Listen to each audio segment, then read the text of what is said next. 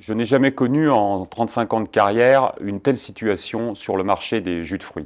Si je suis admiratif de la capacité de résilience de nos entreprises, de nos équipes, de l'engagement de nos collaborateurs, l'avenir de notre filière est engagé. La combinaison de la crise Covid et de la reprise économique qui en a découlé, la crise géopolitique que nous vivons actuellement, dont la crise ukrainienne, qui a des implications extrêmement importantes, dont les facteurs énergétiques, l'explosion de ces facteurs énergétiques nous amène aujourd'hui à une situation extrêmement critique sur un certain nombre de matières premières, mais également sur la qualité de la transformation que nous pouvons opérer.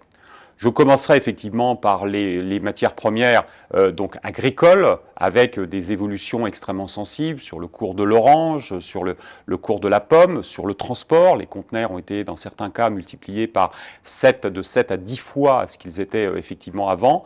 Et bien sûr, c'est une grosse composante derrière de notre prix. La parité euro-dollar, qui avec les tensions géopolitiques aujourd'hui a été complètement modifiée en faveur effectivement du dollar, entraîne un surcoût de production au niveau agricole de l'ordre de 15% sur toutes les matières que nous achetons en dollars.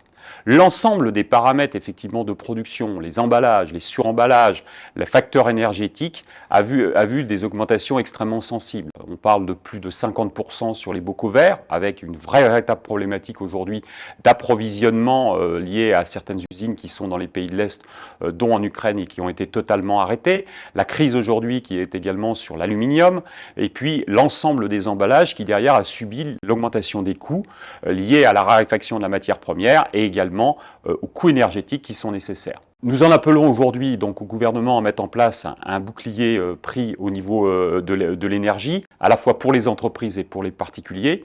Il en va effectivement du maintien de nos filières au niveau français, européen et au niveau mondial, mais également, et c'est engagé, sur la sécurité alimentaire et puis aussi sur la consommation et l'équilibre alimentaire qui reste effectivement quelque chose de nécessaire aujourd'hui dans le quotidien effectivement de nos concitoyens.